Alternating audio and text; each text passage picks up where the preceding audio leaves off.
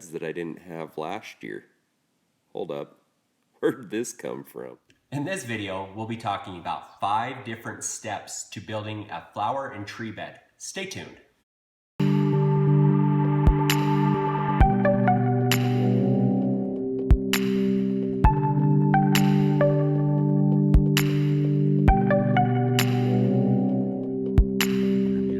This year is this side of our driveway. We were planning on extending it and putting in concrete for our RV pad on the side of the house, going back into the backyard, but no real need for an RV pad. Not going to be getting a boat or anything here soon, so we're going to put some plants over here. Haven't quite decided on what plants yet, but when we figure it out, we'll be posting that video also. Today we're going to be making our edge on our bed for our side of our driveway.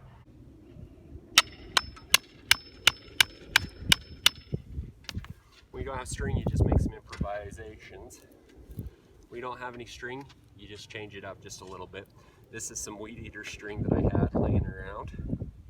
Had enough of it to be able to run a nice solid line up.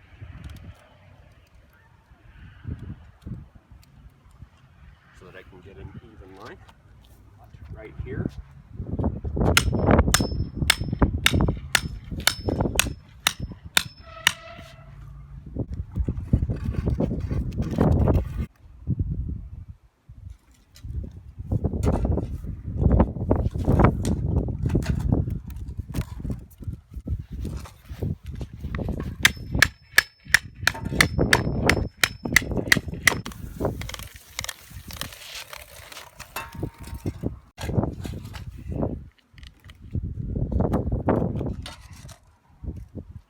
Dig that much out very well.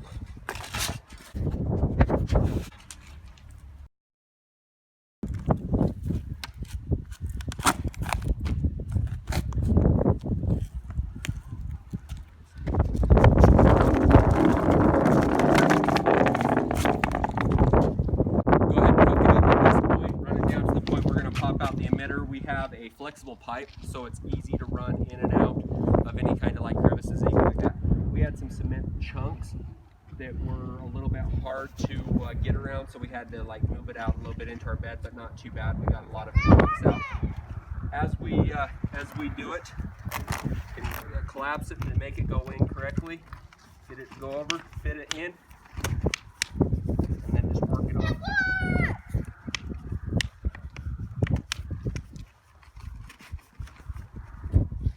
Just like that. Making sure it sits level so that there's not a high point where the water will collect.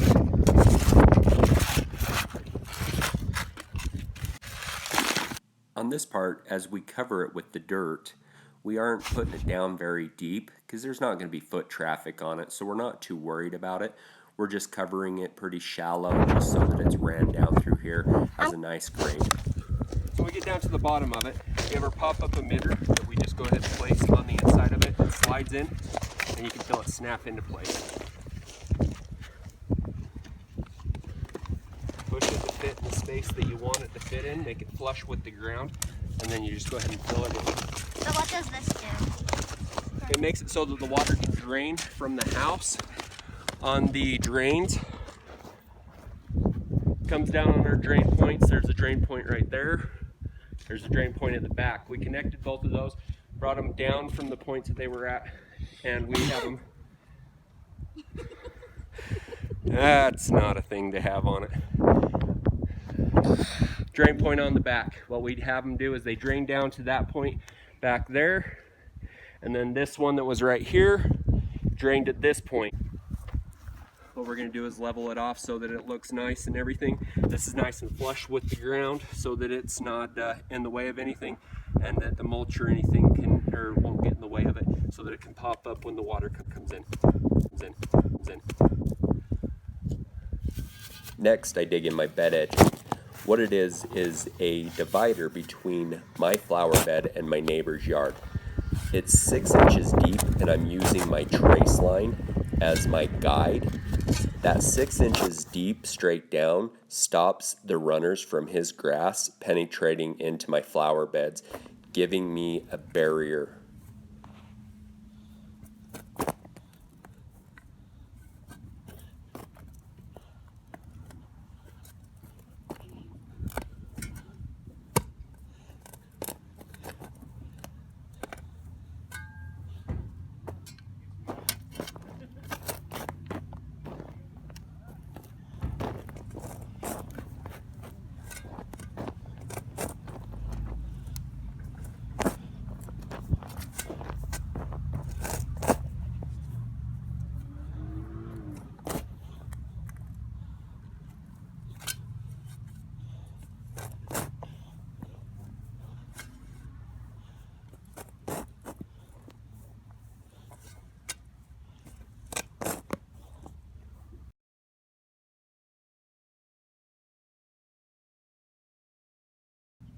Next, I come in on a shallower angle from the opposite direction to make my bed come down into a gradual V so that the mulch can sit flat in that area.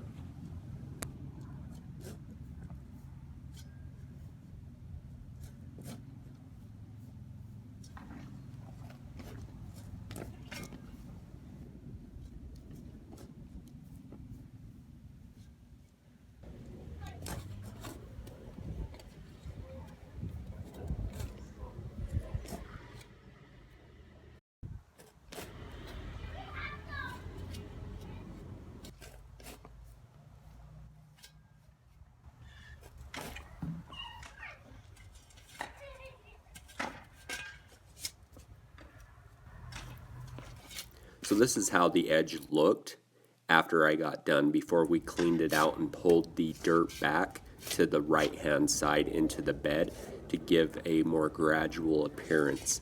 Also cleaned up that edge so that it was a lot straighter. Hey, this is my way of asking for forgiveness. Hey, I'm moving your sprinkler from right there at the point of where the box was. I'm gonna put it up here, and I'm gonna make it cover the pattern a little bit better so that you have better coverage.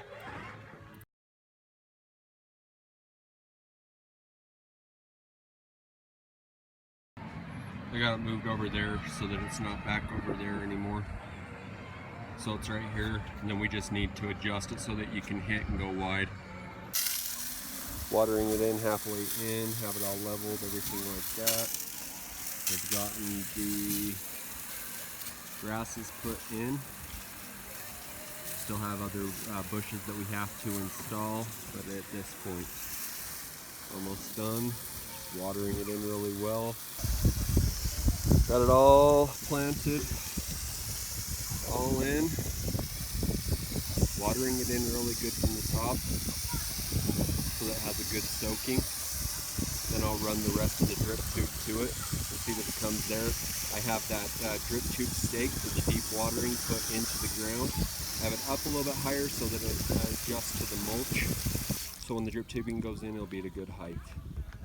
This is 100 feet of drip line on each one of those. They have a 6-inch spacing, and they are 0.5 gallons of output per hour. I have a tree stake that goes down 24 inches. What that does is it actually allows a deep watering. My spikes I use, I like these ones. They're a fabric staple. First, the ones you can get in the drip section, because you get a lot more for a lot cheaper cost. Hose connector. Barbed connectors to be able to hook my drip line onto the main line. A quick hole popper. Got some goof plugs because that's how I secure them at the end. And then I have some 50 foot of drip tubing. I'm going to be running it 46 feet, so this will give me a few feet of play. Okay, so what I'm going to be doing now is I'm going to be figuring out my spacing of each one of my plants. I'm going to be planting them and spacing them at 3 feet apart. And so what I'm doing is centering it, just giving myself a guideline right now so that I know where I'm putting it. Take my tape measure, find my 3 feet in between on centers, and then I just go ahead and make myself a mark. Move on down to the next mark.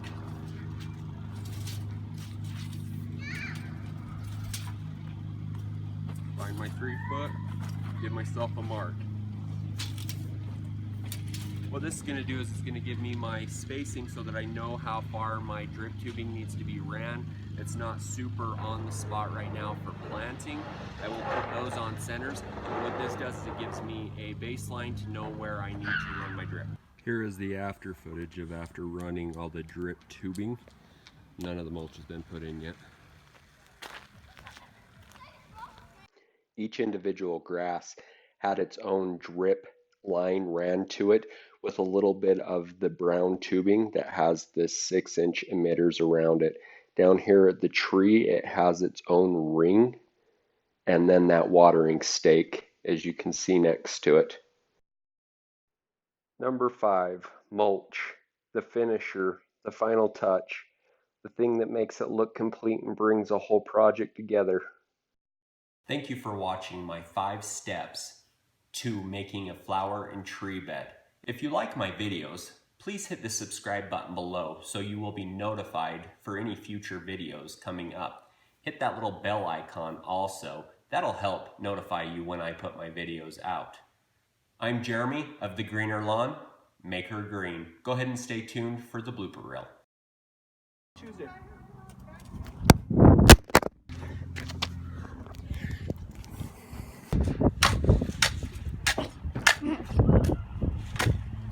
Shovels attack. My dad. This is Dad. Wasn't thinking about the recording process. As we were. So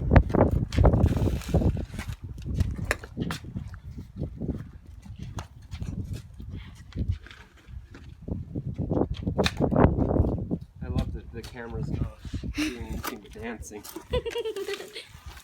You need talk? You talk, bro? You need taco? Yeah, I need taco. You need taco.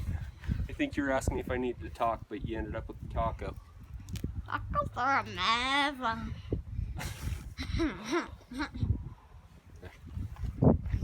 He loves me. He loves me not. Oh! You're missing the kiss. I was gonna get a sneaky kiss. Oh! Was it tongue? Did you tongue kiss me? No, I went. Oh, okay.